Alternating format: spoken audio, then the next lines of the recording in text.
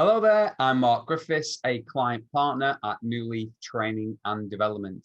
And I'm delighted to say I'm joined today by Tim Harper, who is a Chief Technology Officer at Seminole County Public Schools here in Central Florida, who I'm pleased to say are also a client of ours. So Tim, two questions for you to answer in no more than 4 minutes or so.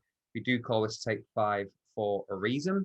Number one, tell us a little more about your organization, what you do and who you serve. And number two, what are you learning personally, professionally, and even as an organization during these ongoing challenging times that you think will be helpful, hopeful, or even humorous? Over to you. I will then wrap up when you finish. Thank you, Mark. I appreciate this opportunity. And to start with, I'll tell you a little bit about Seminole County Public Schools. We are a public school district pretty much located in the center of Florida. So as a Central Florida school district, we're one of the top 10 largest school districts in the state of Florida. We serve approximately 67,000 students. We have around 8,000 staff, of which 4,500 are our teachers/faculty. We are an A-rated district and a high-performing district. So we're one of the top districts in the nation using multiple different metrics. Our graduation rate last year hit a high for our district, and we were the highest graduation rate of the 17 largest school districts in the state of Florida. Very proud of Seminole County Public Schools. I've been here for a little over 25 years, preparing to retire. I have a gentleman who will be coming in and replacing me, but I'm very confident that the district will be left in good hands when it comes to technology.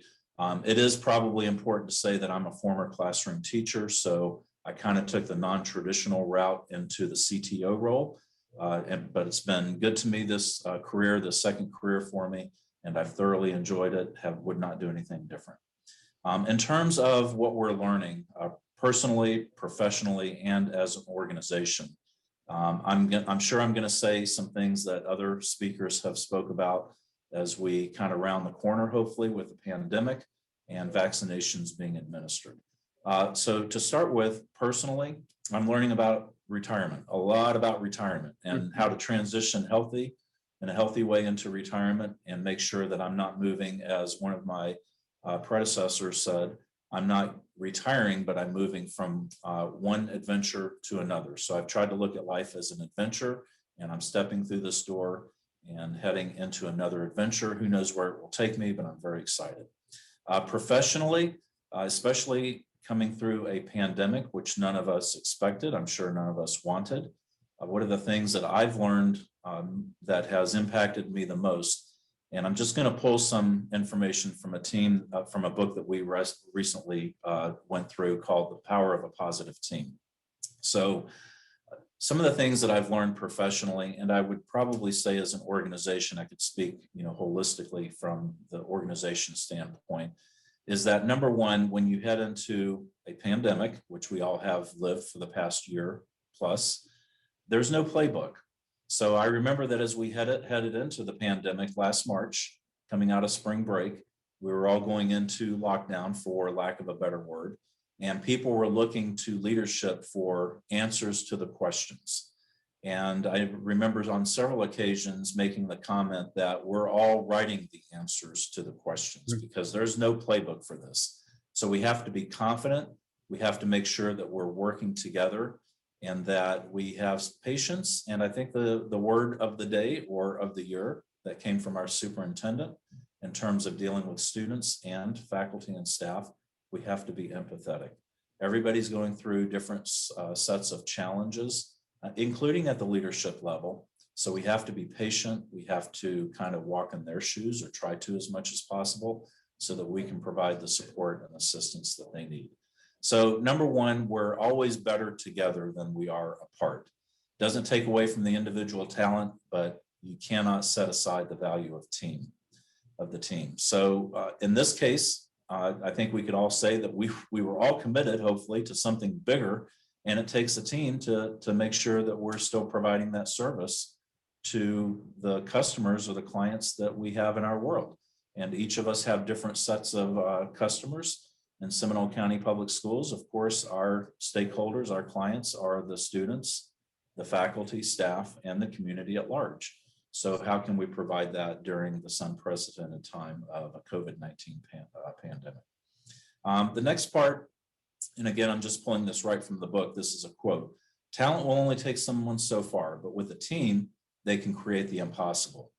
I'm proud to say that even though we probably, like I said at the beginning, would prefer not to have come through a pandemic, I'm proud to say that our faculty, staff, our students, and parents have risen to the occasion.